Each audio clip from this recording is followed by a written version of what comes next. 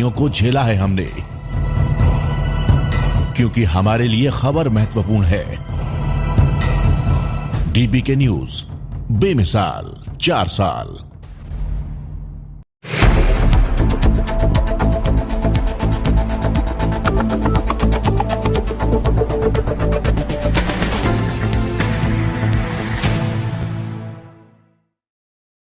Delhi Mumbai expressway पर अब नियम तोड़ना भारी पड़ सकता है। आगामी जुलाई माह के पहले सप्ताह से दिल्ली मुंबई एक्सप्रेसवे पर आर्टिफिशियल इंटेलिजेंस सिस्टम शुरू हो रहा है। इस सिस्टम की मदद से एक्सप्रेसवे पर चलने वाले सभी वाहनों पर नजर रखी जाएगी। इसके लिए हरियाणा क्षेत्र में कंट्रोल रूम बनाया जा रहा है। इसके बाद राजस्थान, मध्य प्रदेश, गुजरात में भी एक नया कंट्रोल रूम बनाया जाएगा। इंटेलिजेंस सिस्टम के लिए एक्सप्रेसवे पर कैमरे लग चुके हैं। देश के प्रधानमंत्री मोदी ने फरवरी माह में दिल्ली मुंबई एक्सप्रेसवे के 220 किलोमीटर लंबे हिस्से को आम लोगों के लिए खोला था। एक्सप्रेसवे पर रोजाना 11,000 से अधिक वाहन गुजर रहे हैं, तो अब करीब 1 लाख से ज्यादा वाहन ट्रैफिक नियम तोड़ चुके हैं। एक्सप्रेसवे पर वाहनों की अधिकतम रफ्तार 120 किलोमीटर प्रति घंटा है, लेकिन लोग 200 व उससे भी ज्यादा तेज रफ्तार में वाहन चला रहे हैं।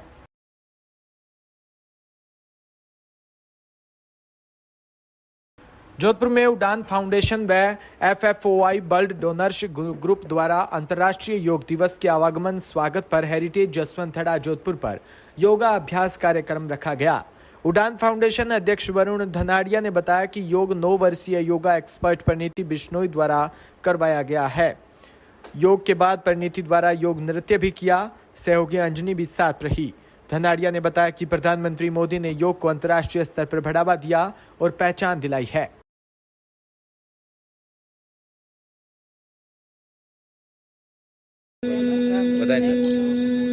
आज उड़ान फाउंडेशन और FFI ग्रुप द्वारा जसवंतथड़ा, जो कि एक हेरिटेज है अपने जोधपुर का, वहाँ अंतर्राष्ट्रीय योग दिवस जो कि कल है, उसके आगमन और उसके स्वागत के लिए आज यहाँ योग कार्यक्रम रखा गया, जिसमें योगा एक्सपर्ट जो 9 वर्ष की परिणीति बिश्नोई है, उसके द्वारा यहाँ योगाभ्यास करवाया गया। और सभी से, आमजन से यहीं इस माध्यम से ये अपील है कि हमें योग को अपने डेली रूटीन में लाना चाहिए। सूरतगढ़ में टीसी पेराफेरी किसान संघर्ष समिति के किसानों ने आज पूर्व घोषित प्रोग्राम के तहत उपखंड अधिकारी कार्यालय का घेराव किया। करीब 1.5 घंटे तक उपखंड अधिकारी संदीप काकड़ का घेराव कर उनकी मजलिस में धरना लगाकर बैठ गए। राज्य सरकार व उच्च अधिकारियों के खिलाफ नारे भी लगाए। गौरतलब है कि किसान पिछले 126 दिनों से तहसील कार्यालय के आगे धरना लगाकर बैठे हैं। इन कमजोर किसानों के संघर्ष के प्रति अधिकार संवेदनहीन बने हुए हैं। किसान अपनी टीम टीसी भूमि की खातेदारी के लिए मांग कर रहे हैं। ये किसान अपने टीसी भूमि को पिछले 25 वर्षों से कष्ट सहता आ रहा है, लेकिन बड़े जनप्रतिनिधि व जिम्मेदार अधिकारी किसान को खातेदारी सनद जारी नहीं करके किसानों को परेशान कर रहे हैं।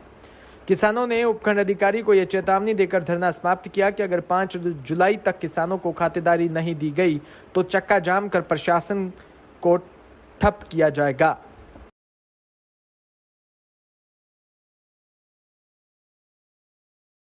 मकराना से खबर, जहां चावंडिया में मेघवाल मोहल्ले में लोक देवता श्री बाबा रामदेव जी महाराज की मूर्ति का प्राण प्रतिष्ठा कार्यक्रम आयोजित हुआ। बाबा के जयकारों के साथ गांव के इंदावत चौक पर भामाशाह जो शोजी राम इंदलिया द्वारा मूर्ति सप्रेम भेंट की गई। पहले इनके द्वारा मकराना का व्हाइट मंदिर भी लगवाया गया था। आज आचार्य पंडित अनिल कुमार द्वारा मंत्रोच्चार द्वारा हवन कर बाबा रामदेव महाराज की मूर्ति प्रतिष्ठा की गई है। कानपुर देहात से खबर, जहां शासन प्रशासन की निगरानी में बुलडोजर चला, पक्की सड़क को कब्जा मुक्त करवाया गया।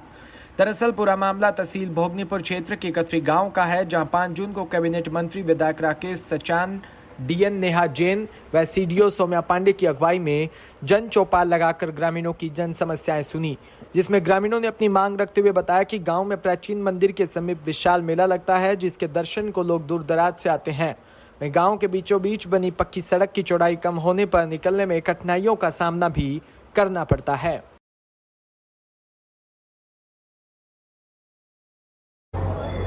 कथरी गांव में अभी चौपाल लगी हुई थी, माननीय जिलाधिकारी महोदया की, और माननीय मंत्री जी भी यहाँ थे। उस दिन कुछ लोगों के द्वारा शिकायत की गई क्योंकि अंदर रास्ते पे एक मंदिर पड़ता है और बहुत फेमस मंदिर है, वहाँ के लिए रोड कम चौड़ी है, जबकि प्रधानमंत्री ग्रामीण योजना के तहत जो रोड बनाई जाती है उतनी चौड़ाई की रोड प्रेस्क्राइब्ड भी है यहाँ के लिए। लेकिन जहाँ जहाँ कम जगह मिल रही थी, ये अंदर पाया गया कि वहाँ पे लोगों ने बढ़ बढ़ के एनक्रोचमेंट करके चबूतरे बना लिए हैं, किसी ने थोड़ा सा दीवार खड़ी कर दी है, किसी ने लैट्रिन बीच में बना ली है, तो ये बेढंगा भी लगता है। इसी के लिए नोटिस दी गई थी इनको कि हफ्ते भर के अंदर आप हटा लें, नहीं तो हम फिर हटवाएंगे। वही थोड़ा अतिक्रमण हटवाया जा रहा है। सभी लोग यहाँ पे फिलहाल सहयोग कर रहे हैं। अभी ऐसी ग्रामीण कोई विरोध वगैरह? नहीं, कोई विरोध नहीं, सभी को नोटिस दी जा चुकी है, सब समझदार हैं। अभी तो यही लग रहे हैं कि कोई विरोध नहीं है। जी सर, 5 तारीख को 5 जून में चौपाल लगी थी जिलाधिकारी महोदय की, माननीय मंत्री जी की। उसमें ग्रामीणों ने मांग की थी चौड़ीकरण रास्ता की, मंदिर की और गांव बाहर तक की। चूँकि आगे यमुना में मंत्री जी ने पुल का वो कर दिया है प्रस्ताव, इसलिए रोड चौड़ी होना जरूरी। चूँकि ये प्रधानमंत्री की रोजगार की योजना की जो सड़क बन रही है ये 20 फुट चौड़ी बन रही है, तो गांव के अंदर वाहन नहीं निकल पाते, 2 वाहन मेला में फंस जाते हैं, कोई भी नहीं जा पाता। इसलिए जो है सभी सहमत से सब लोग तैयार है और सब लोग काम करा रहे हैं। चंदेरी से खबर, जहां ऐतिहासिक व धर्म प्राण नगरी चंदेरी में थी प्राचीन मां जागेश्वरी देवी प्रांगण में शुरू होने वाले 21 कुंडीय शतचंडी मां यज्ञ व राम कथा को लेकर चंदेरी नगर में विशाल कलश यात्रा निकाली। हर कुंड बिजासन मंदिर से शुरू होकर नगर के मुख्य मार्गों से होते हुए जागेश्वरी मंदिर पहुंची। कलश यात्रा में महिलाएं, बच्चे अपने सर पर कलश लेकर चल रहे थे।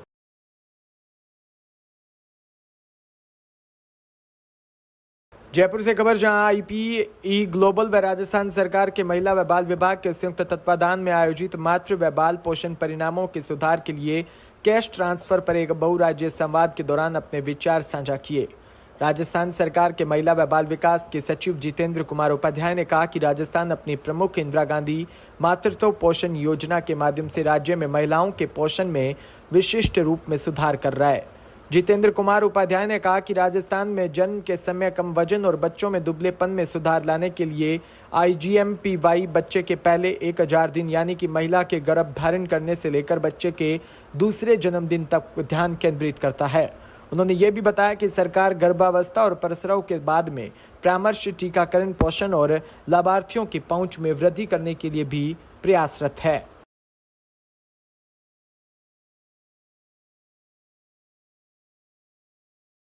ये सेमिनार इंदिरा गांधी मातृत्व लाभ योजना के संदर्भ में की गई है और मैं आपको बताना चाहूँगा कि ये एकमात्र ऐसी स्कीम है जो पेपरलेस है। इसमें लाभार्थी को एप्लीकेशन फॉर्म नहीं भरना पड़ता। इस स्कीम में PCTS से डाटा कलेक्ट किया जाता है, हमारे राजपोषण ऐप पर आता है और जनाधार से वेरिफिकेशन के पश्चात में डायरेक्ट बेनिफिशियरी के खाते में फंड ट्रांसफ़र किया जा रहा है। और गर्ल चाइल्ड पर हम 8000 रुपये देते हैं और मेल चाइल्ड पर 6000 रुपये देते हैं। और पूरे देश में ये एक प्रकार का अनुभव है और अभिनव प्रयोग किया गया है। इस योजना को देखने के लिए पूरे देश के लोग आ रहे हैं। और कोई भी योजना पेपरलेस यानी लाभार्थी को ये हम उसको ले रहे हैं, लाभार्थी को बाद में मालूम होता है कि मेरी कोई एप्लीकेशन फॉर्म तैयार किया गया और उनका जब वेरिफिकेशन होता है तब उसको मालूम होता है, क्योंकि PCTS पर आशा के द्वारा जो डाटा भरा जाता है, दूसरे प्रसव के जो संकेत आते हैं, डाटा आता है, उससे हम इसको लेते हैं। और ये एक प्रकार का अच्छा प्रयोग है और अभी 1 लाख महिलाओं को हमने लाभ दिया है। पूरे संपूर्ण 33 जिलों में योजना संचालित है। जो सेमिनार का मुख्य मातृत्व जो शिशु है पोषण के बारे में आज की ये वर्कशॉप जो की गई है बेसिकली CIFF और IPE ग्लोबल के साथ में हमने आयोजित की है, जिसमें राजस्थान और अन्य राज्य हैं, पड़ोसी छत्तीसगढ़ है, केरला है, उनसे भी हमने प्रतिनिधियों को बुलाया है, जिसके अंदर मेनली इस योजना को कैसे और बेटर किया जा सके, क्योंकि ये स्कीम डायरेक्ट बेनिफिट ट्रांसफर की स्कीम है और प्रधानमंत्री मातृत्व योजना की लाइन पर ही राजस्थान में भी हमारी इंदिरा गांधी मातृत्व लाभ योजना चालू की गई है, जिसमें हम लोग 6000 रुपये के साथ साथ 2000 रुपये एक्स्ट्रा देते हैं, तो ये एक अच्छी अपने आप में यूनिक योजना है। इसको अन्य राज्य भी यहाँ पर आकर के देख रहे हैं, हमारे एक्सपीरियंस को देख रहे हैं, किस प्रकार से हम लोगों को लाभान्वित किया है। लगभग 1.5 लाख से ऊपर लोगों को हम इस योजना से अब तक राज्य में लाभान्वित कर चुके हैं। तो इन राज्यों के साथ हमारा एक्सपीरियंस शेयर करेंगे, उनके अनुभवों के साथ में हम भी कुछ नया चीज़ें सीखेंगे।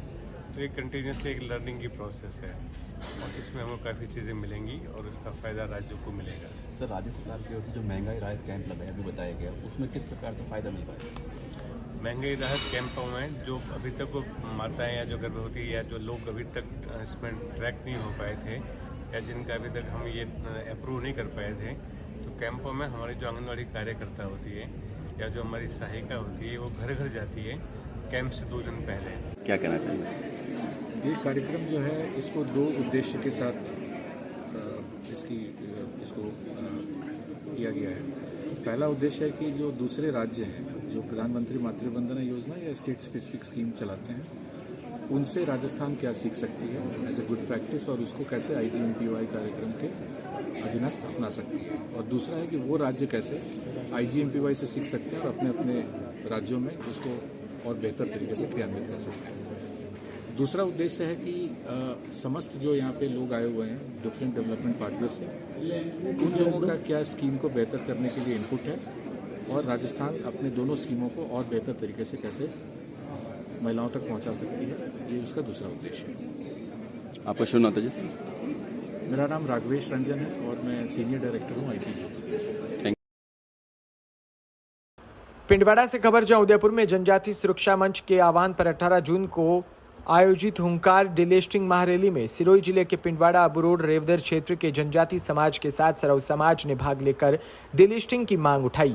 विभाग संयोजक जनजाति सुरक्षा मंच के जगदीश रावल ने बताया कि आज वनवासी कल्याण परिषद पिंडवाड़ा के प्रांगण से अतिथियों की उपस्थिति में रैली को हरी झंडी दिखाकर रवाना किया गया।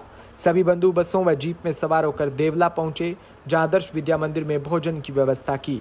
भोजन के पश्चात समय पर उदयपुर पहुंचे, जहां 4 बजे उदयपुर के फील्ड क्लब में सिरोही गोगुंदा राजसमंद नाथ द्वारा कोटड़ा से आने वाले बंधु गाजेबाजी व पारंपरिक वेशभूषा के साथ हाथों में तीर कमान लेकर संतों के सानिध्य में उपस्थित हुए।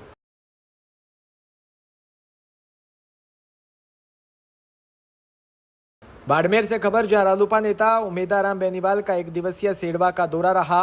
रालोपा नेता उमेदाराम बेनीवाल का 1 दिवसीय सेडवा क्षेत्र के दौरे में उन्होंने केकड़, बामरला, ओगाला, डोंगरी, वेडिया, खारी, साता, अरटा, वादा, सेडवा सहित अनेक गांवों में दौरा कर आमजन से रूबरू हुए। साथ ही आगामी 24 जून को धोरीमन्ना में बजरी माफियाओं के खिलाफ राष्ट्रीय लोकतांत्रिक पार्टी के हल्ला बोल कार्यक्रम व सुप्रीमो हनुमान बेनीवाल की विशाल जनसभा में भाग लेने के लिए ग्रामीणों को गांव-गांव जाकर पीले चावल भी दिए हैं और सभा में आने को लेकर न्योता दिया।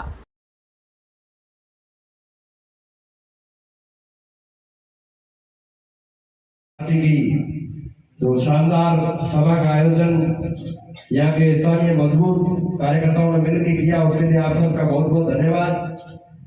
24 जून को धोरीमन्ना के अंदर रालोपा सुप्रीमो और नागौर के माननीय सांसद हरबाज जी बेनीवाल की जो विशाल जनसभा है बजरी माफिया के खिलाफ, उसका प्रचार प्रसार करने के लिए हमारे बीच में मेरे पिताजी, बुजुर्गों, युवा साथियों, मेरे साथ में पधारे हुए अदाराम जी, गजेंद्र जी, जलाराम जी और यहाँ रूपाराम जी और समस्त केकड़ की टीम, आप सभी बड़ी संख्या में पधारे, इसलिए आपका बहुत बहुत आभार, धन्यवाद। आने वाली 24 तारीख को हमारे लोकप्रिय नेताजी हनुमान जी बेनीवाल साहब इधर धोरीमन्ना जो बता रहे हैं, बजरी माफिया के खिलाफ हल्ला बोल रैली का कार्यक्रम है और इसमें आप बड़ी से बड़ी संख्या में वहाँ पधारे और रैली को सफल बनावे, यही अपील करने के लिए आपके बीच में पधारे हैं। सबसे पहले मैं धन्यवाद देना चाहता हूँ केकड़वासियों का कि आपने जब 2018 का चुनाव था तो बड़े जोशीले अंदाज में छोटन विधानसभा के अंदर सबसे ज्यादा वोटिंग आपने यहाँ से की और उस समय अभी यहाँ काफी संख्या में युवा बैठे हैं, उस समय खाली नारे लगा रहे थे, आपके वोट तो नहीं लग रहे थे, लेकिन आपका जोश उतना का उतना था। लेकिन अब की बार आपके सामने वोट भी है, आपका जोश उसी प्रकार बरकरार रहे, मजबूत उम्मीदवार भी मिलेगा। अभी रूपाराम जी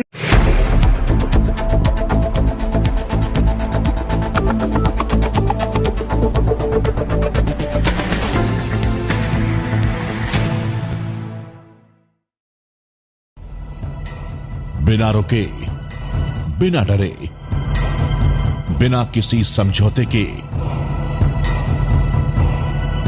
जारी है